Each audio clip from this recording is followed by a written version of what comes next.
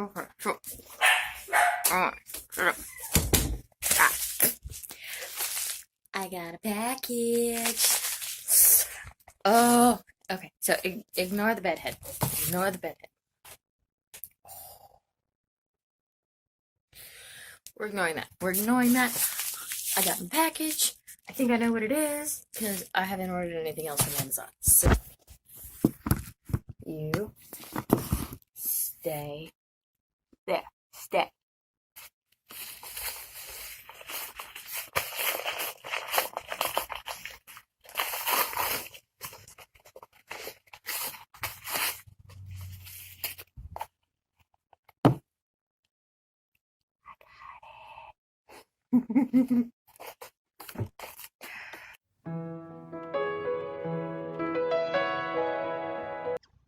Hey guys, welcome back to my channel.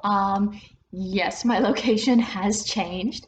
I'm actually house sitting this week down in Boca for my babysitting family. Say hello. Hello. You can say hi? No? Well, fine. Be that way. But I did want to get a chance to talk with you guys about my latest project. It feels kind of weird to talk about, actually, but now that I have it and I've been able to hold it in my hands and actually use it for the last week or so, I'm really excited about this. So if you've ever seen one of my Plan With Me videos, you'll know that my system of organization is fairly chaotic. And because of that, planners don't really work well with me, so I usually just end up writing in a composition book. And that works fine, but I'm starting grad school in just under a month now, and I really needed something that was a little more coherent. I couldn't find a planner that I liked online, so I made one. Yep, peppers!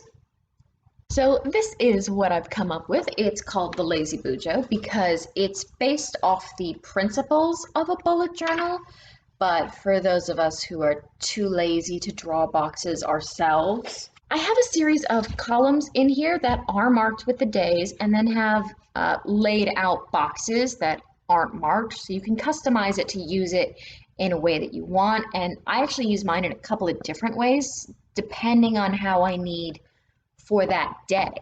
So it does have a split week plan. You've got Monday, Tuesday, Wednesday, and Thursday, Friday, Saturday. That is something that I have found works well for me. Sundays are not marked because sometimes I'll put Sundays at the end of the week and sometimes I'll put it at the beginning of the week, and sometimes I do both.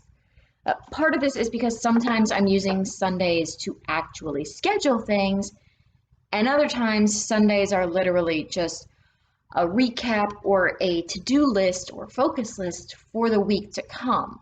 I also have monthly breakdowns in here as well as brain dump pages. So this is what I really need in planners because sometimes it just gets to be too much and I just need somewhere to basically empty my head. The other thing you'll notice is that there are no dates in this planner.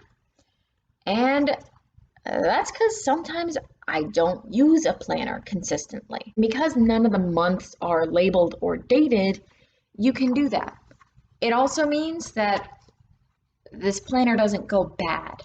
And if 2020's taught us anything, it's that sometimes plans don't go on the timelines that you set for them. Most planners cost anywhere from $12 to $23. And I'm just not shelling out that kind of money for a planner that I may or may not even stick with, especially because they go out of date. So I just made my own so that I knew I would have something that worked for me. I wanted to show you what I was talking about as far as how I use the planner. Part of what I like about this planner is that the sections can be used for whatever you want.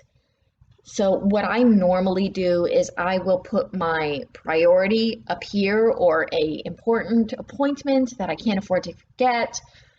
Whatever I need my main focus to be that day, that's what I put up top. Usually I will then break my day into chunks of time. This is sort of my morning, mid-afternoon, and this is until the end of the day. And at the bottom, I'll put habit trackers, word counts, grocery lists, or tasks that I need to carry forward to the next day. But when I have class, that's a completely different system. This could be one class, this is another class, this is something unrelated or having to do with the books. That changes not just on a semester basis, but on a daily basis. So I found that most regular planners just didn't work for me over the long term because what would work while I'm in school wouldn't work outside of school. I don't like planners that use hour by hour breakdowns because if you're like most people, you're not very good at figuring out how long it takes to do something.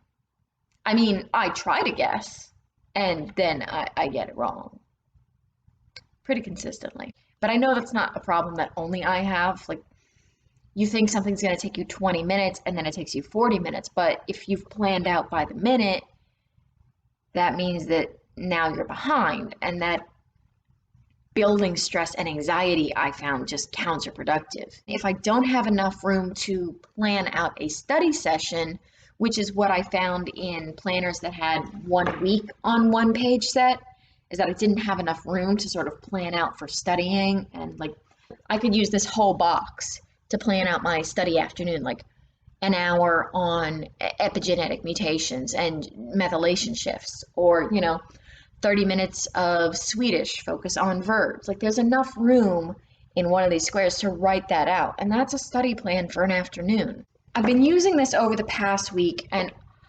honestly, it's just such a relief to be able to write things down again, to be able to keep things straight because I have it written down. It plans 6 months out, so I have enough time to sort of plan the foreseeable future without trying to figure out what I'm doing 11 months from now.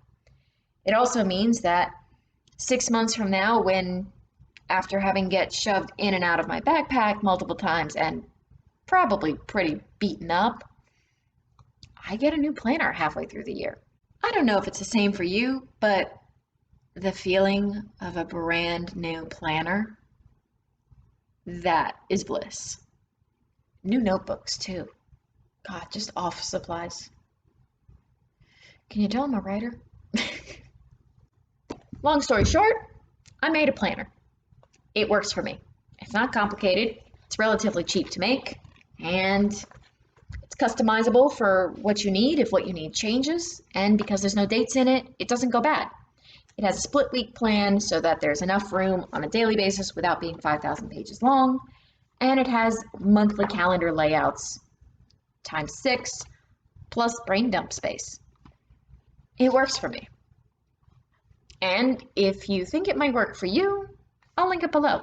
In the meantime, if you are seeing this as it comes out, then don't forget to join me in about an hour at 3 p.m. Eastern Standard Time on the 26th for a productive self-care Sunday.